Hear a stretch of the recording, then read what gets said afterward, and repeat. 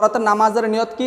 শবে বরাতের নামাজ মোট কত রাকাত? কোন সূরা দিয়ে শবে বরাতের নামাজ আদায় করিতে হয় এবং 4 রাকাত পর পর কোন দোয়াটি পাঠ করিতে হয়?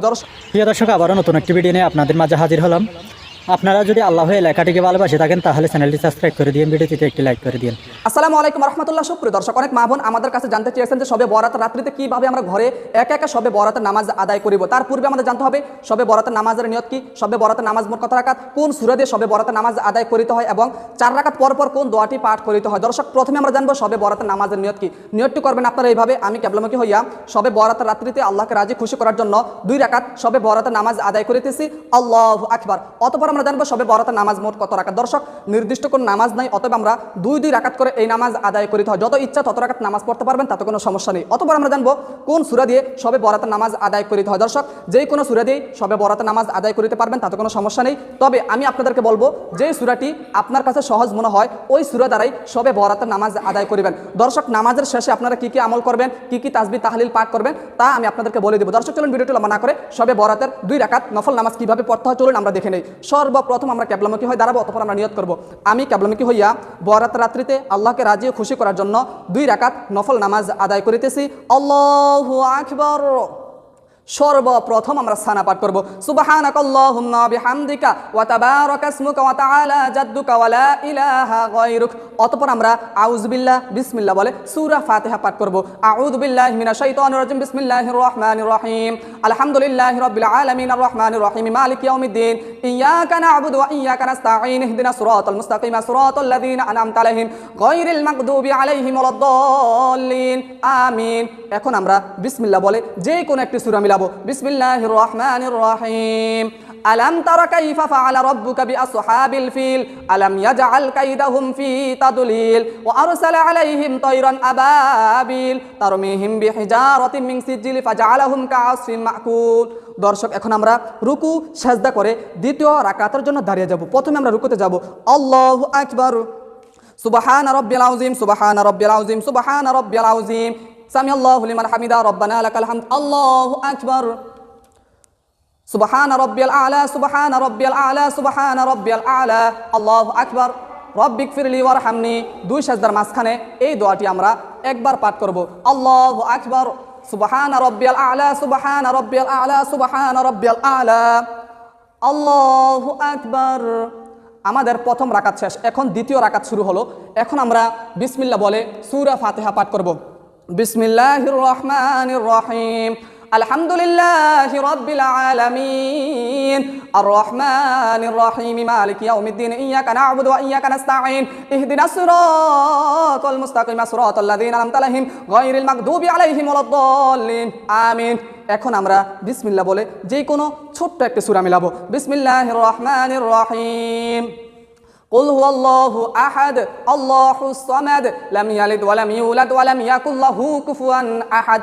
দর্শক, এখন আমরা রুকু সাজদা করে শেষ বৈঠকের জন্য বসে যাব।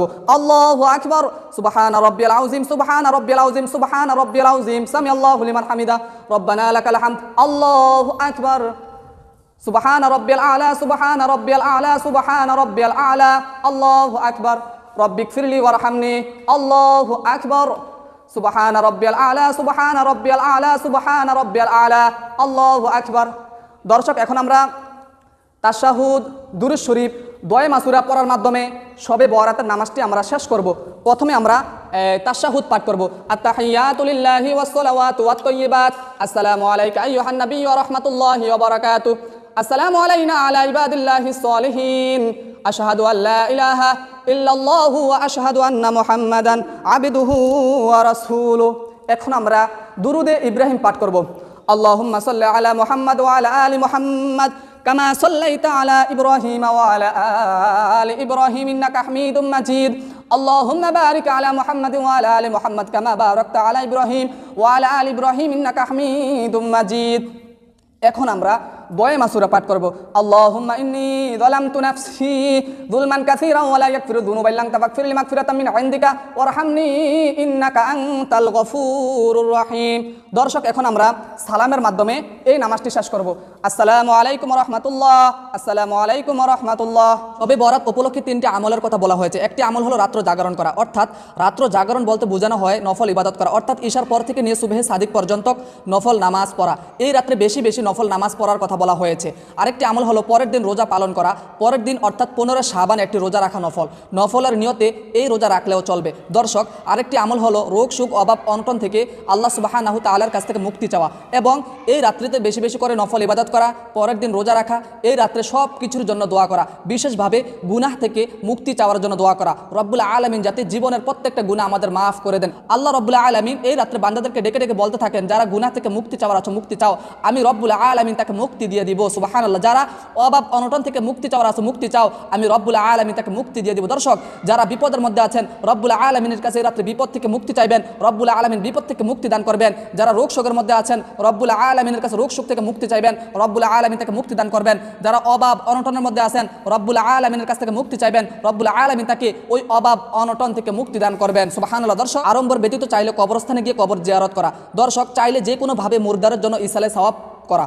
দর্শক, আমরা অনেকে আছি বিপদে পড়ে যাই, বিপদ থেকে আমরা মুক্তির জন্য কোন দোয়াটি পাঠ করব? দর্শক, আমরা যারা বিপদের মধ্যে আছি এই দোয়াটি মাত্র সবে বরাতের রাত্রিতে মাত্র আমরা একবার পাঠ করিব। হাদিস শরীফে আছে, মাছের পেটে নবী ইউনুস আলাইহিস সালাতু ওয়াস সালাম নিম্নোক্ত দোয়াটি পাঠ করেছিলেন এবং আল্লাহ তাআলা তাকে সেই বিপদ থেকে মুক্তি দিয়েছিলেন। সুবহানাল্লাহ। যদি কোনো মুসলিম ব্যক্তি বিপদে পড়ে নিম্নোক্ত দোয়াটি মাত্র পাঠ করে, মহান রব্বুল আলামিন ওই বিপদ থেকে রব্বুল আলামিন তাকে মুক্তি দান করবেন। সুবহানাল্লাহ। দর্শক, দোয়াটি হলো লা ইলাহা ইল্লা আনতা সুবহানাকা ইন্নী কুনতু মিনাজ জালিমিন। ভিডিওটি দেখে আপনাদের কেমন লেগেছে আপনাদের মতামত কমেন্ট বক্সে জানিয়ে দিবেন, কেননা আপনাদের মতামত দেখে পরবর্তী ভিডিও নিয়ে আসবো।